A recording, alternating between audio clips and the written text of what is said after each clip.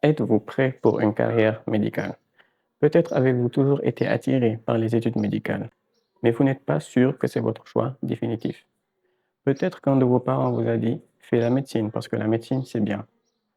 Ou peut-être encore que vous avez regardé des séries telles que Doctor House, The Good Doctor, Grey's Anatomy, et vous vous êtes dit, je me vois bien faire ça. Quelle que soit la situation qui vous a amené à vous poser cette question, aujourd'hui nous allons passer en revue les aspects clés pour déterminer si vous êtes vraiment prêt pour vous lancer dans une carrière médicale.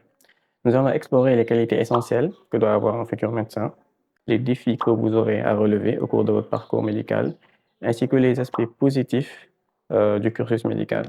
Et à la fin, je vous donnerai mon avis personnel sur la question. Alors, je me présente, je m'appelle Hamza, étudiant en septième année à la faculté de médecine de l'Université Cheikh Anta Diop de Dakar.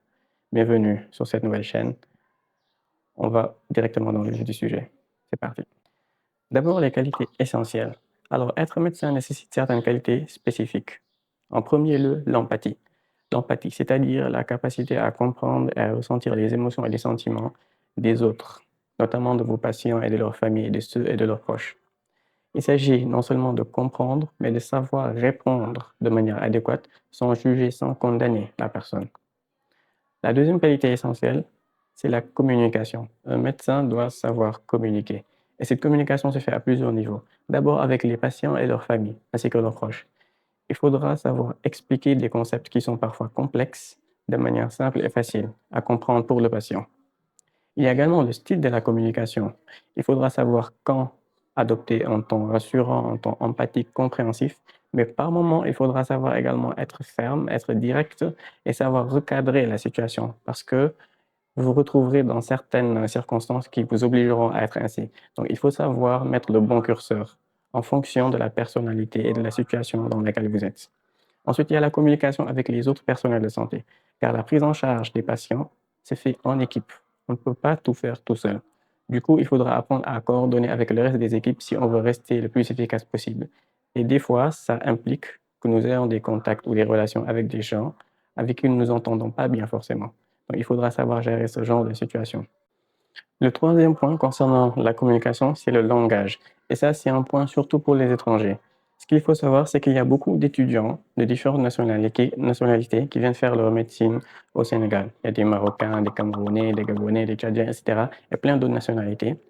Alors, pour tout ce qui est cours théorique, pour tout ce qui est examen, évaluation, il n'y a pas de souci, tout se fera en français. Alors, par contre, pour tout ce qui sera pratique hospitalière, à l'hôpital, dans les centres de santé, vous allez rencontrer des patients qui ne parlent pas le français. Ils vont parler uniquement le Wolof, qui est la langue nationale, ou bien ils vont parler le Wolof avec d'autres langues locales. Mais en tout cas, ils ne parleront pas le français tous forcément. Et donc, au début, ça peut être frustrant parce que vous allez être dépendant des traducteurs, vous allez avoir énormément de connaissances dans la tête que vous ne pourrez pas forcément appliquer justement parce qu'il y a une barrière linguistique. Et ça peut être très frustrant au départ. Mais cependant, si vous réussissez avec le temps, bien sûr, à apprendre la langue, ce qui au départ était un handicap va devenir en fait une force.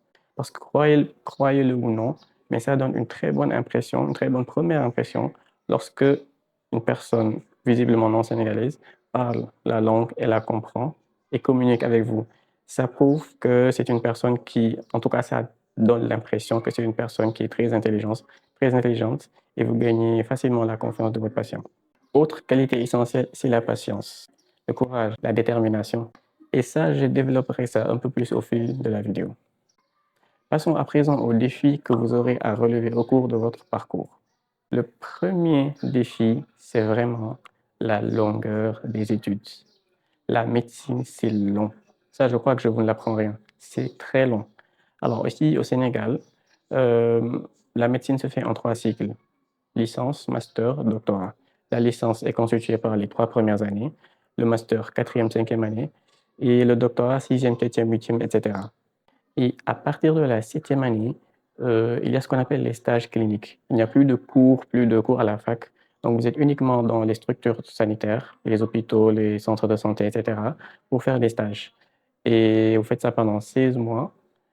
Et à l'issue des 16 mois, si vous êtes prêt pour votre thèse, bien, vous soutenez votre thèse et vous êtes médecin. Tu vois le temps que tu as mis pour aller de la sixième jusqu'à la terminale et obtenir ton bac. Bah, tu vas devoir faire le même chemin exactement. Donc, on va dire que c'est un peu plus de 7 ans. Et ça, c'est uniquement, en fait, si tout se passe bien. Si tu redoubles aucune année, que tu n'as pas de stage à rattraper, que durant tes stages cliniques, tu enchaînes tous tes stages sans trop d'interruptions. Oui, là, oui. Alors, certains d'entre vous se disent sûrement, bon, c'est long, mais ça va, pas tant que ça. Sauf que c'est pas fini. Ça, c'est pour devenir médecin généraliste. Si tu veux devenir spécialiste, tu rajoutes encore 4 à 5 ans en fonction des spécialités. Et pour certaines spécialités, c'est même plus que ça. Et une fois devenu spécialiste, tu peux même rajouter encore une sous-spécialité. Généralement dure 2 ans. Donc, supposons que tu veux devenir neurochirurgien. Alors, tu rentres en fac de médecine à l'âge de 18 ans, disons. Ce n'est qu'à l'âge de 30 ans minimum que ton rêve sera enfin réalisé. Sauf si tu décides de rester généraliste, ce qui est tout à fait possible. Deuxième défi au cours de la médecine, c'est vraiment l'intensité.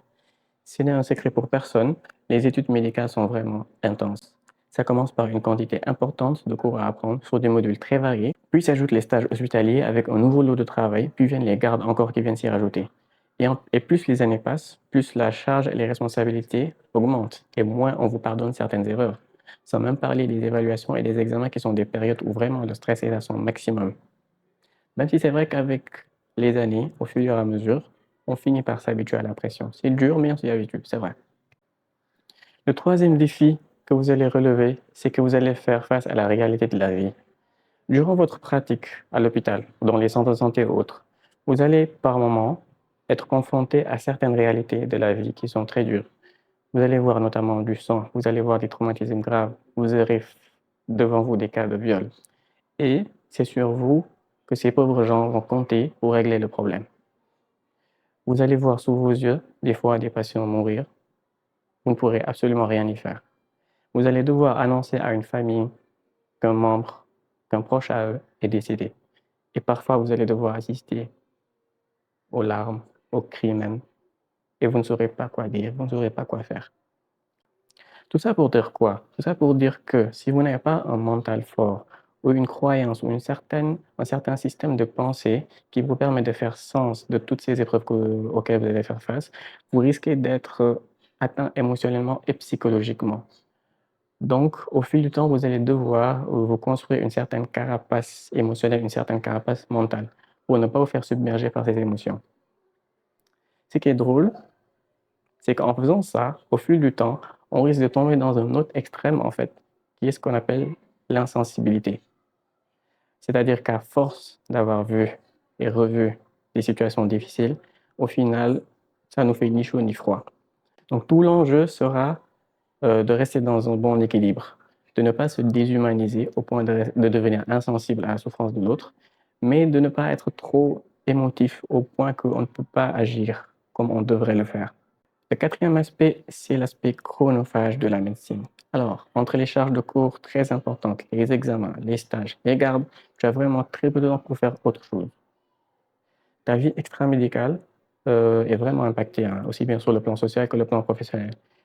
Et même si c'est important de bien s'impliquer dans ses études, je pense que c'est aussi important de ne pas se déconnecter complètement du monde.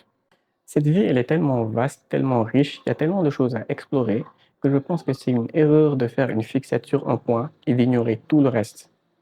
Je dirais même qu'un médecin qui est compétent dans son domaine, mais qui a également d'autres domaines d'activité, que ce soit en rapport ou pas avec la médecine, sera toujours plus intéressant qu'un autre médecin qui est certes très très bon dans ce qu'il fait, mais une fois que tu lui enlèves sa médecine, il ne sait plus trop quoi faire, il est perdu. Du coup, si vous avez d'autres centres d'intérêt, d'autres passions en dehors de la médecine, que ce soit l'art, le sport, la technologie, l'écriture, le business, peu importe ce que c'est, je vous conseille vraiment de ne pas abandonner tout ça. Il faudra trouver un bon équilibre pour être un bon médecin, pour faire ses bonnes études, mais également pour ne pas délaisser ses autres passions. C'est un équilibre qui est précaire à trouver, ça je vous l'accorde, mais il faudra trouver un moyen de le faire. Le cinquième défi, c'est l'argent, le fric. Alors, si vous comparez, on va être honnête, si vous comparez la durée des études, la difficulté, le stress, les sacrifices, et ce que vous gagnez une fois devenu médecin comme salaire, il y a un vrai déséquilibre, franchement. Je pense qu'honnêtement, les médecins ne sont pas payés à la hauteur des sacrifices et de la durée de ce qu'ils ont fait. Surtout que durant la durée de vos études, pendant que vous êtes étudiant, vous n'êtes pas payé pour ça. Vous avez juste une petite bourse qui honnêtement disparaît plus vite que son nombre. Et ça encore, c'est si vous êtes boursier. Maintenant, si vous avez une famille derrière vous, qui peut vous soutenir financièrement et vous accompagner, je pense que ce point ne sera probablement pas un problème, même si au fil du temps, quand même un petit peu. Par contre, si vous venez d'une famille où vos parents comptent vraiment sur vous pour prendre la relève, financièrement j'entends, vous avez d'autres petits frères, d'autres petites sœurs, il n'y a pas que vous dans la famille, je pense que ça risque d'être compliqué. Et il faudra bien prendre en compte ce point dans votre décision finale. Cela dit, une fois le diplôme en poche, avec les bonnes astuces et les bons plans, vous pouvez vraiment, il y a des moyens de se faire de l'argent comme en médecine, surtout dans le privé. Mais comme j'ai dit, pas avant une longue période. Passons à présent aux aspects positifs de faire la médecine, les études médicales. Alors, tout à l'heure, lorsque je parlais des défis auxquels vous devrez faire face, j'ai parlé des réalités de la vie. J'ai dit que vous allez côtoyer des fois la mort même. Mais sachez également que vous allez assister à la vie, à l'espoir. Et des fois, ce sera grâce à vous. Grâce à vous, des enfants ne deviendront pas orphelins. Des personnes ne deviendront pas veufs ou veuves et retrouveront leur bien-aimé. Vous verrez les patients entrer dans l'hôpital fatigués, déprimés, désespérés, ressortir souriants, apaisés, en faisant vraiment des prières sincères pour vous. Et le sentiment que vous ressentez à ce moment-là, c'est vraiment l'un des sentiments les plus gratifiants que vous pouvez ressentir. La première fois où je l'ai vraiment réalisé, c'est lorsque j'étais en deuxième année. Je faisais un stage volontaire aux urgences pendant les vacances. Alors, on a reçu un patient qui faisait une acidocétose diabétique.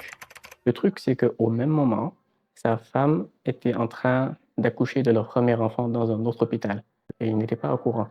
Et elle commençait à s'inquiéter de ne pas voir son mari.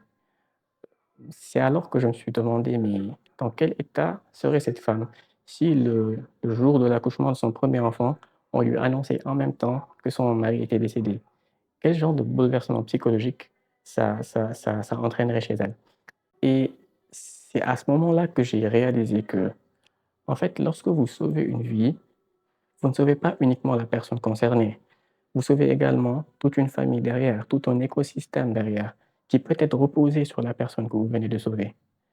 Et que donc, au final, en fait, sauver une vie, c'est sauver beaucoup de vies en même temps. Et lorsque tu comprends ça, tu te rends compte que faire la médecine, c'est vraiment avoir un impact positif sur les gens. Genre, vraiment, carrément, tu sauves littéralement la vie des gens. Alors, deuxième aspect positif, c'est la reconnaissance sociale. Alors, la profession médicale est généralement bien perçue par le grand public. Même si on remarque de plus en plus, il y a une certaine défiance vis-à-vis du corps médical, mais les médecins sont quand même de manière globale bien perçus. Vos parents diront avec fierté que leur fils ou leur fille fait la médecine. Même dans la vie de tous les jours, lorsque vous allez rencontrer des gens et que vous allez leur dire que vous faites de la médecine, le regard sur vous change tout de suite. Ils vous regardent avec un peu plus d'intrigue, avec un peu plus même des fois d'admiration. Il arrive même très souvent qu'ils se mettent à vous parler de leurs problèmes personnels euh, alors que vous les avez rencontrés il n'y a même pas 15 minutes. Donc globalement, je pense que les gens vous font plus confiance. Alors, l'autre aspect positif, c'est le défi intellectuel pour constituer les études médicales. Si vous êtes un passionné du corps humain et que vous voulez connaître le fonctionnement de notre organisme dans ses moindres coins, eh bien, vous n'allez pas vous ennuyer. Entre l'anatomie, la physio, la biochimie, l'histologie, les pathologies médicales, les pathologies chirurgicales et plein d'autres modules, il y a de quoi faire. D'autant plus que, même une fois que vous êtes diplômé, une fois devenu médecin, vous allez toujours continuer à apprendre parce qu'en fait, il y a toujours des nouvelles découvertes qui sont faites dans le domaine médical et il faut rester à jour. L'autre aspect positif, c'est ce que j'appelle la relativisation. Ça veut dire quoi? C'est que parfois, on peut avoir nos problèmes personnels dans notre vie et on pense que c'est la fin du monde, tu vois. Mais une fois qu'on va à l'hôpital, on voit certaines choses qui vont nous rappeler qu'en fait, la santé qu'on a, on l'échangerait pour rien au monde, en fait. Et c'est pas pour minimiser nos problèmes, hein. Je dis pas que nos problèmes ne sont pas importants, mais je dis juste que euh, lorsqu'on voit certaines choses, on se dit, au moins, j'ai pas de cancer. Au moins, j'ai encore mes 2 bras, j'ai encore mes 2 jambes. Au moins, pour m'alimenter, j'ai pas besoin d'une gastrostomie. Et ça, pour moi, c'est, en tout cas à titre personnel, c'est quelque chose qui permet de relativiser beaucoup de choses dans notre vie, quoi. Alors, mon avis personnel sur la question, est-ce que vous devez vous engager ou pas en médecine? Alors, en ce qui me concerne, il y a une seule chose en fait, sur laquelle je veux vraiment, vraiment insister. Ne venez pas en médecine pour faire plaisir à vos parents. Ne faites pas ça, d'accord? À mon humble avis, c'est très risqué d'entrer en médecine juste parce que papa ou maman l'ont décidé pour vous ou bien on a envie de leur faire plaisir. Parce que 2 choses peuvent arriver. La première, vous rentrez en médecine, au fur et à mesure des années, vous vous rendez compte que finalement c'est pas mal, vous vous plaisez plutôt bien et dans ce cas, c'est formidable, tout est bien qui finit bien. Deuxième situation par contre, vous vous rendez compte que c'est vraiment pas fait pour vous. Vous supportez difficilement la charge des cours, la pression des examens, la pression à l'hôpital, la pression de vos supérieurs, côtoyer quotidiennement certaines dures réalités auxquelles vous serez exposé de toute façon toute votre vie. Certaines personnes ne supportent pas ça. Et si vous vous retrouvez dans une telle situation et qu'en plus vous ne pouvez même pas vous en extraire parce que bah, il faut pas décevoir papa ou maman ou je ne sais pas qui d'autre, croyez-moi, ça c'est une voie royale vers le burn-out, vers la dépression, voire l'abandon des études. Des fois même pire que ça. Et ce qui est dommage, ou je sais pas, dommage, mais le plus souvent, vous vous retrouvez très seul dans ces situations et très peu de gens arrivent à comprendre. La plupart, lorsque vous essaierez d'en parler, vont vous dire: «Bah, prends ton mal en patience, ça va passer, c'est il te reste juste quelques années, termine». Mais ils réalisent pas, en fait, ce que ça demande comme implication. Donc c'est vraiment le point sur lequel j'aimerais le plus insister. Faites votre choix à vous. Voilà, on arrive à la fin de cette vidéo. S'il y a des médecins ou des étudiants en médecine qui ont regardé cette vidéo, peu importe d'où vous venez, n'hésitez pas à partager dans les commentaires votre propre expérience parce que d'une part, ça m'intéresse et d'autre part, ça permettra à nos petits frères et nos petites sœurs qui désirent s'engager et qui hésitent encore, ça leur permettra d'avoir en fait un tableau plus global, plus varié de la situation. Donc, dites-nous dans les commentaires comment vous avez vécu vos années de médecine. Est-ce que c'était plutôt positif? Est-ce que c'était plutôt négatif? Quels sont les points où vous avez le plus, on va dire, eu de difficultés? Et dites-nous, en fait, si c'était à refaire, est-ce que vous referiez la médecine? Parce que ça aussi, c'est important. Voilà, j'espère que cette vidéo vous a été utile. Si c'est le cas, n'hésitez pas à liker, à vous abonner, à partager à ceux qui pourraient en avoir besoin. Je compte faire d'autres vidéos sur le sujet, sur la médecine. D'ici là, portez-vous bien et moi, je vous dis à la prochaine. Bye bye.